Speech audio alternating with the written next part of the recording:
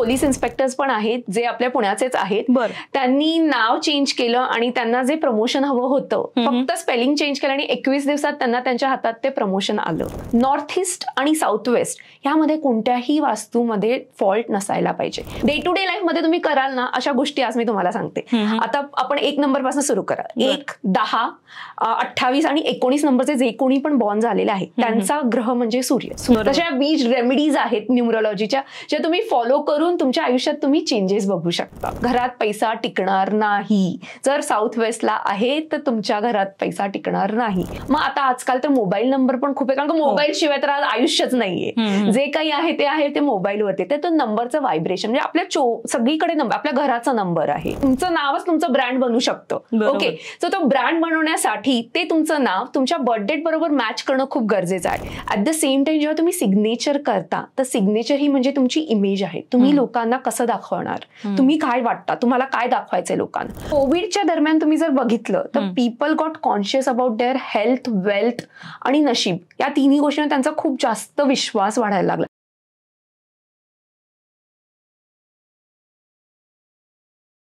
नमस्कार, MLA talk show मध्ये तुमचं मनापासून स्वागत आहे. फेसबुकवर सर्च करा MLA महाराष्ट्रीयन लेडीज असोसिएशन आणि लगेच जॉईन करा.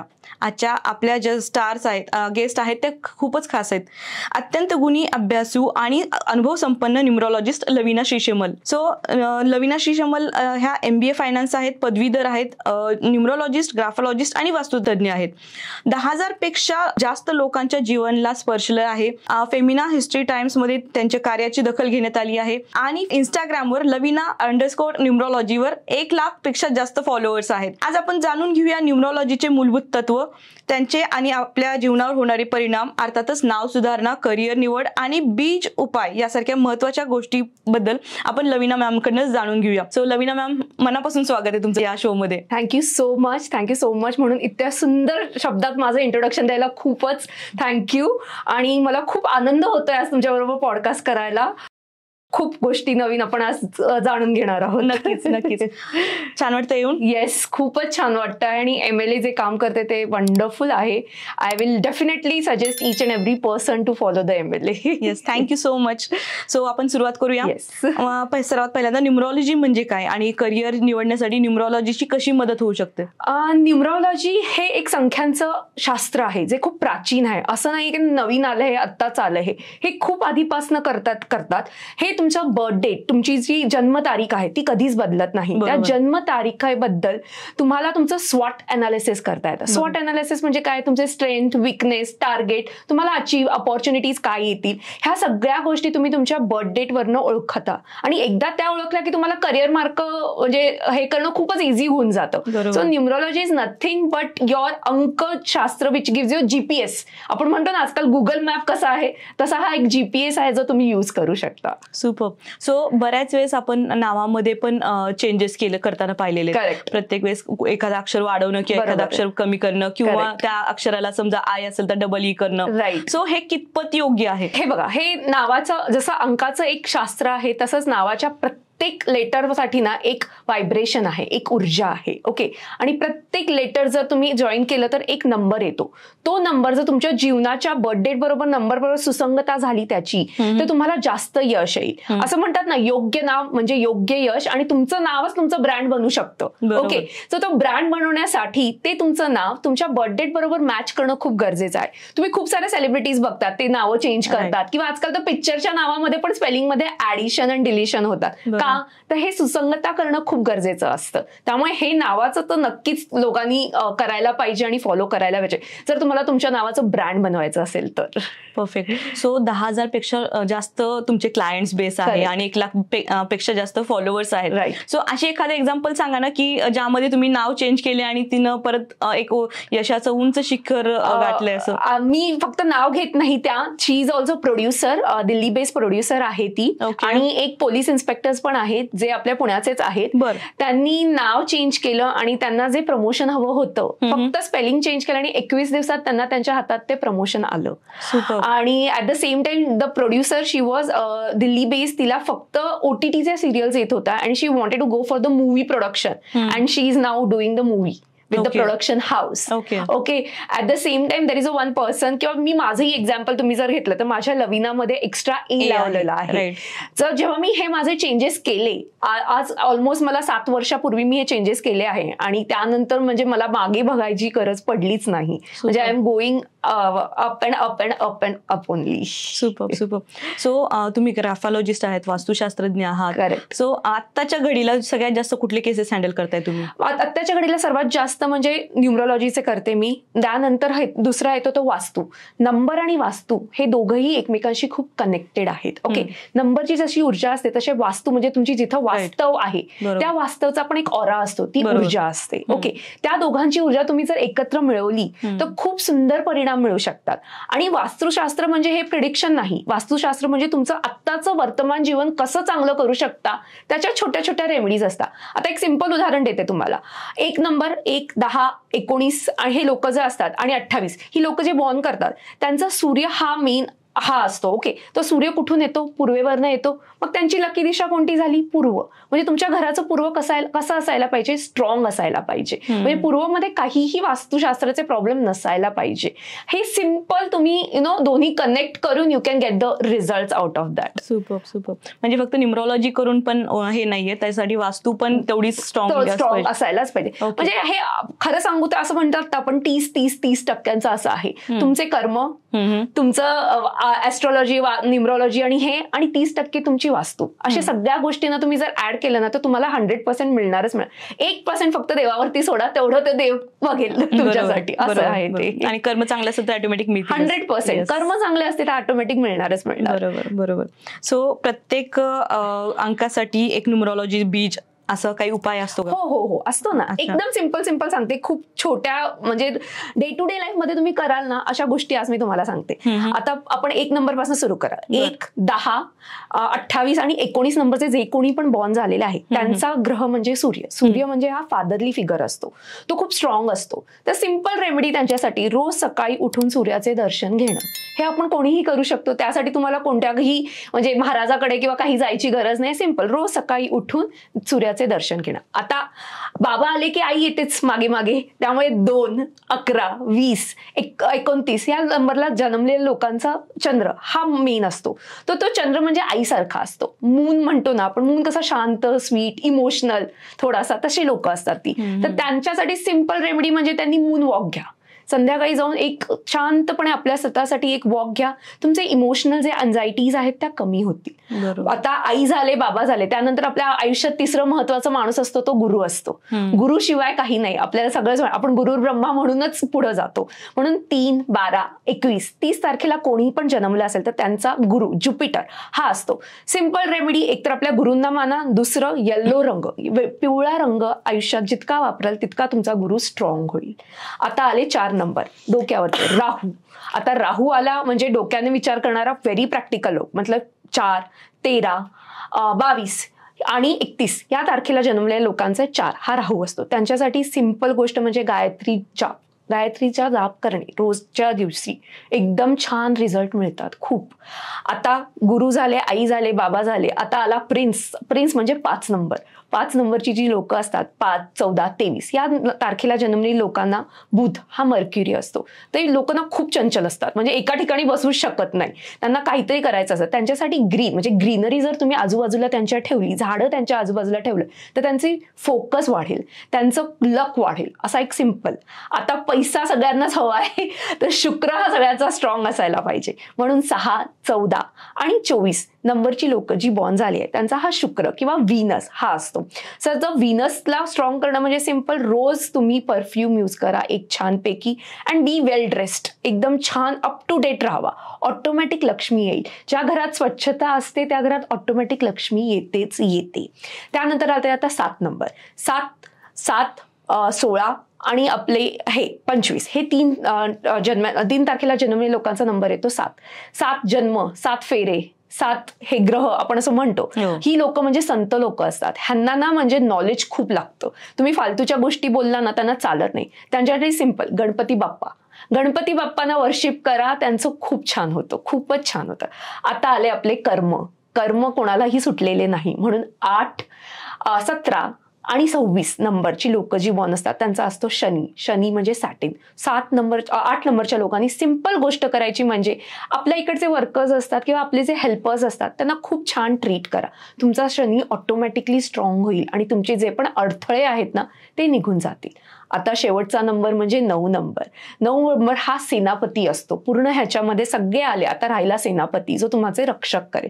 म्हणून 9, 18 आणि 27ला जन्मलेले लोक हे मंगळचे लोक असतात, मार्सची लोक असतात.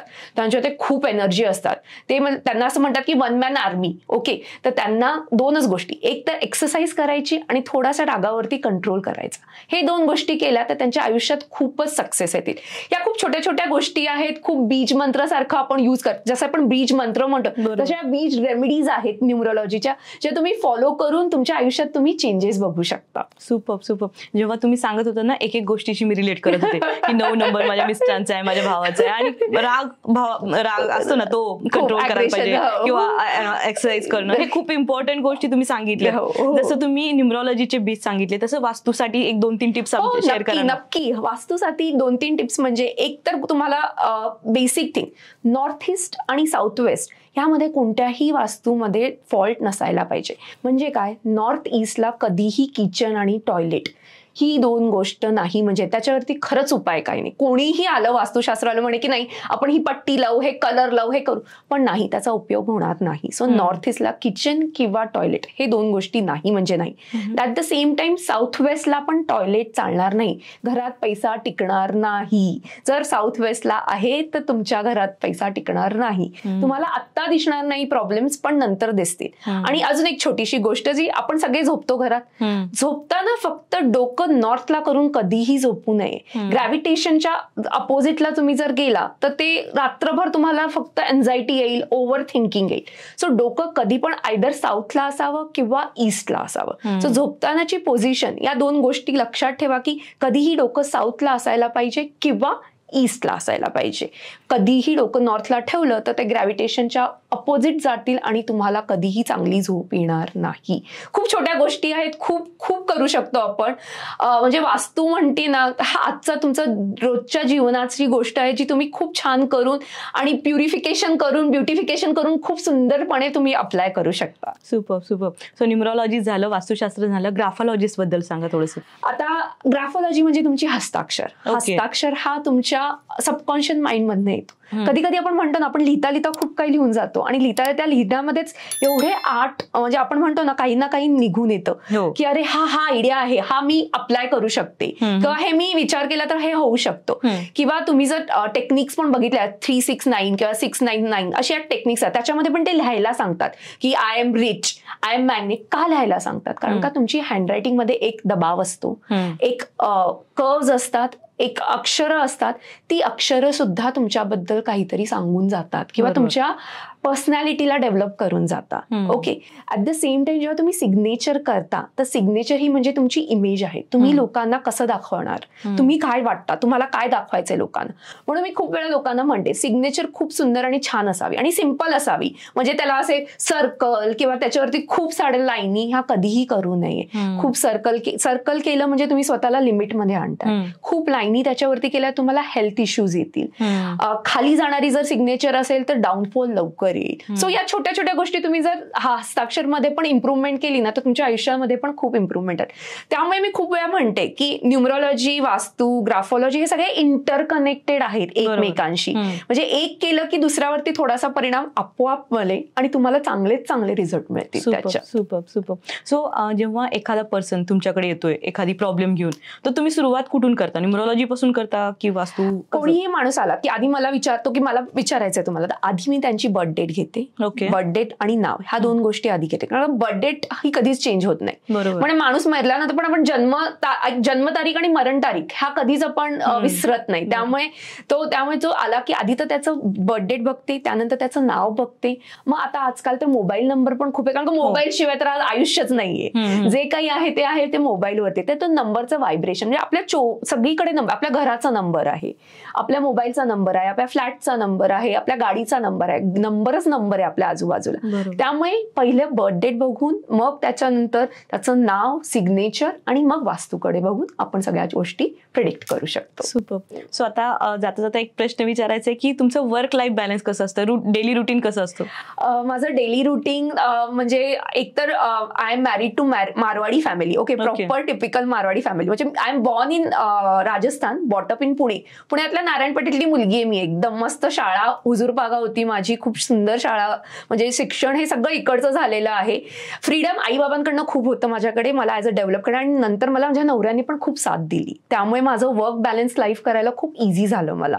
ओके, असं जसं तुम्ही सांगितलं मी MBA फायनान्स, तर मला माझे क्लासेस पण असतात. मग सकाळी क्लासेस असतात, दुपारी मग आपले हे सगळे कन्सल्टेशन चालतात घरचं. मग मला एक मुलगा आहे जो 8वीत आहे, त्याचं शाळा ते सगळं करून पण सपोर्ट 100% मिळतो आहे.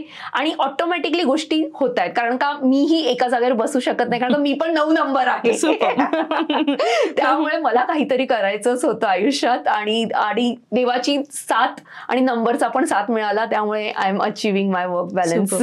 पण सुरुवात कुठून केली तुम्ही? न्यूमरॉलॉजी पासून सुरुवात केली, वास्तूपासून सुरुवात केली? मी न्यूमरॉलॉजी पासून सुरुवात केली. Yes, I have started from मी न्यूमरॉलॉजी खूप आधी शिकले होते कॉलेज टाइमला, पण तेव्हा ॲज अ प्रोफेशनली तेव्हा कोणालाच एवढं नॉलेज नव्हतं. And people are not serious about the birth dates. Okay, तेव्हा अगं काय आहे, टाइमपास आहे, काही नाही, याच्यात काही नसतं असं. पण कोविडच्या दरम्यान तुम्ही जर बघितलं तर people got conscious about their health, wealth आणि नशीब. या तिन्ही गोष्टींवर त्यांचा खूप जास्त विश्वास वाढायला लागला. कारण कोविडमध्ये खूप गोष्टी झाल्या, लोकांचे जॉब्स गेले, घरी बसावं लागलं, मग लोकांबरोबर हँडल करावं लागलं, एकमेकांना बसून म्हणजे बोलावं लागलं. तेव्हा कळल्या की प्रॉब्लेम्स काय येत आहेत. So first I started with the numerology, then graphology, आणि आता वास्तू. एखादी हार्ट टचिंग मुवमेंट सांगा ज्यामध्ये तुम्हाला नाही का की अशक्य होतं पण तुम्ही ते न्यूमरॉलॉजीच्या साहाय्याने ते शक्य करून दाखवलं. एक US मध्ये क्लायंट आहे, she is there from 1.5 year there, आणि ती ना खूप वर्षापासून ट्राय करते एका हॉस्पिटलच्या गव्हर्नमेंट जॉबसाठी US मध्ये. आणि US मध्ये गव्हर्नमेंट जॉब मिळणं ना थोडंसं अवघड असतं, लवकर मिळत नाही Indian. So she was every time, मतलब after every 3 months she was used to ask me, ma'am कब होगा, मैम कब होगा, मैम अभी बताओ ना, होगा क्या, अगले 3 महीने में होगा क्या, मैं इंटरव्यू को जाने वाली हूँ. And every time whenever she use to go ना, ती मला आधी रात्री मेसेज करायची. USच्या टायमिंग प्रमाणे ती रात्री मेसेज करायची. She use to wait for the morning की मॅमचा मेसेज काय आलाय, होणार आहे की नाही होणार आहे. आणि लिटरली म्हणजे ज्या दिवशी 6 महिन्यापूर्वी तिचा तो जॉब लागला आणि ऑन द स्पॉट तिकडनं तिने मला फोन केला, मॅम आपने बोला था and you are right, I got the job today. Super. And I was so blessed की माझ्या या नॉलेजमुळे तिची इतकी हेल्प झाली, तिला जे हवं होतं ना ते मिळालं. म्हणजे I was like bus, I achieved it. मला जे हवं होतं ते आयुष्यात मिळालं. सुपर. सो 10,000 पेक्षा जास्त लोकांच्या जीवनावर तुम्ही परिणाम केला. म्हणजे क्लायंट्स तुमचा एवढा मोठा बेस झालाय आणि एवढी छान तुम्ही सर्व्हिस दिली आहे. ऑब्व्हियसली माउथ पब्लिसिटी आणि ह्याच्यामुळे प्रमोशनमुळेच एवढं बेस तयार झालेलं आहे. सो मार्केटिंगसाठी अजून कुठली स्ट्रॅटेजी तुम्ही यूज करताय? मी आजपर्यंत एकाही मार्केटिंगला हायर केलं नाही. सगळं मी ऑर्गॅनिकली करते. माझे सगळे फॉलोअर्स ऑर्गॅनिकली आहे.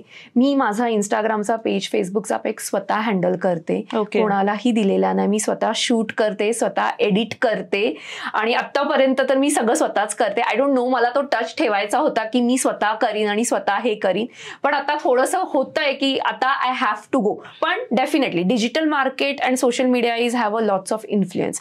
सो मी सगळ्यांना सांगेन की सोशल मीडियावरती तुमचं प्रेझेन्स वाढवा, कंटिन्युअसली दाखवा आणि लोकांशी कोलॅबरेट करा, बोला, मार्केट करा, तरच गोष्टी मिळतात. हे पण मला कळलेलं आहे over a period of time. So you have to do it. That thing. आता डिजिटल प्रेझेन्स असणं खूप इम्पॉर्टंट आहे. पर्सनल ब्रँडिंग होणं तेवढंच इम्पॉर्टंट आहे. राईट. जर तुम्हाला लोकांच्या जो दिखता है वो बिकता है असं म्हणतात. परफेक्ट. जो दिखता है वो बिकता है, या मिलेंगे तो मिलेगा असे पण म्हणतात ना. मिलेंगे तो मिलेगा आणि जो दिखता है वो बिकता है. So you have to be, your presence should be felt. Okay. Yes. So Lavina, आज तुमच्यासोबत गप्पा मारून प्रचंड मला आनंद झालाय आणि खूप सारं नॉलेज मिळाले आणि तुम्ही आज इथं आलात आणि आमच्यासोबत एवढे छान गप्पा मारल्यात त्याबद्दल मनापासून धन्यवाद.